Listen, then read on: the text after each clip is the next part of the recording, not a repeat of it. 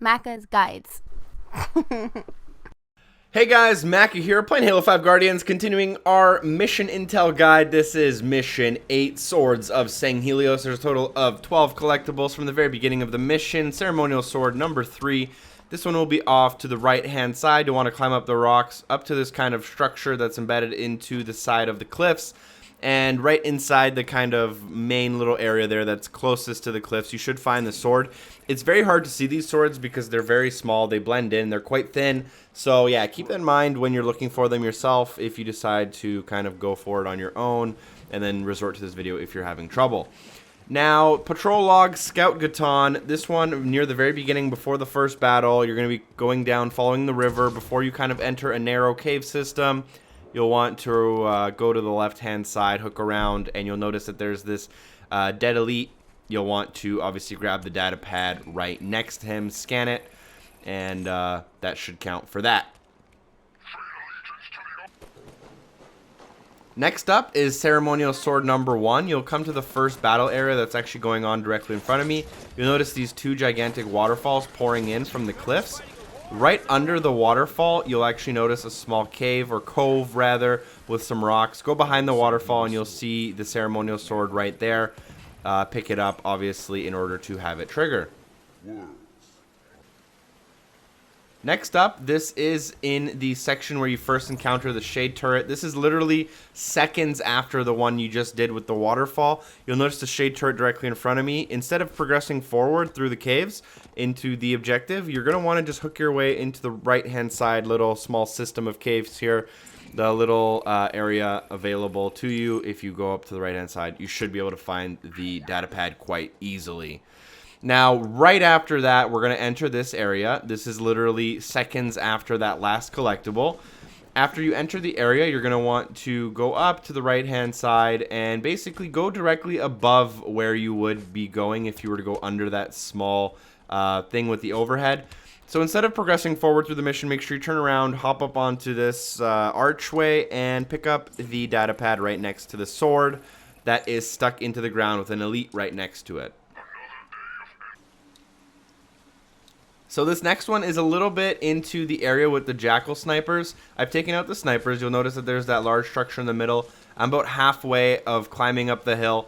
You'll notice that there's a circular door to my right-hand side if I was at the beginning of this section.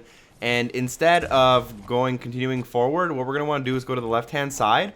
And you'll have to drop down onto this data log. And then you'll actually have to go back down and go back around. But if you drop down, this is to the right-hand side of where you entered this area from the first time, and you'll have to drop down to pick it up like I said. Now the next one, we're going to revert back to starting exactly where we were for collectible number 6. This one is at the very top of the large kind of stone structure that's in the middle of the area.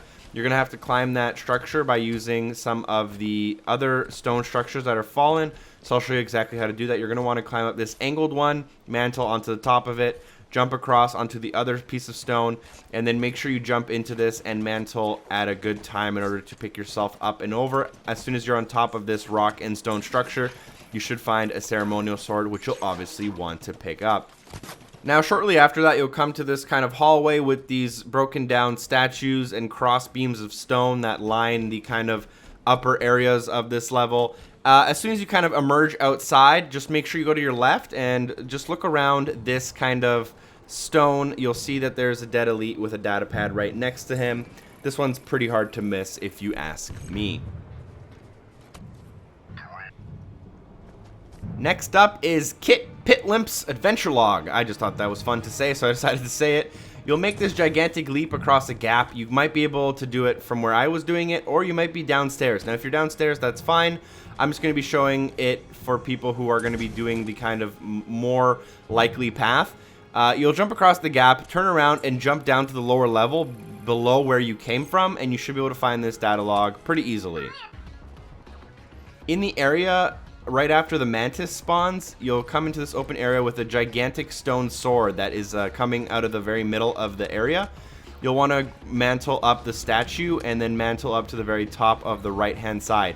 You might need to crouch as you're jumping in order to get a little bit more height to mantle better.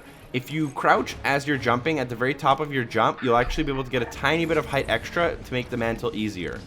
Now I'm in the section with the Wraith, where the Wraith spawns at the kind of very end of this very large area. You'll notice that there's a gigantic door, and obviously the easy identifier here is that gigantic Wraith. So what you'll want to do is go to the left-hand side of that door where you're aimed to be going to proceed through the level. Jump up onto here through the little rock, little cave entrance in the side of the building. You'll follow the hallway into the circular area, and you should be able to find the data pad at the kind of back end of the room there. Pretty easy to see once you're in the room, but finding that room can be a little bit difficult. Right now, I'm directly above where the Wraith spawns. The last collectible can be found in the last area. Make sure you don't proceed too far up in this area, or else you will trigger the end of the level. Before going into the building where the Arbiter is, make sure you go to the right-hand side, and just go into here. You'll find a small pool of water. Next to that pool of water, you should be able to find your data pad. Thank you guys for watching. Hopefully this video was helpful and you got all 12 of 12 collectibles on Mission 8. Feel free to click on screen for Mission 9. Feel free to leave a like to help me out and share the video with a friend if you found it useful. Thank you for watching, and hopefully I see you next time. Peace.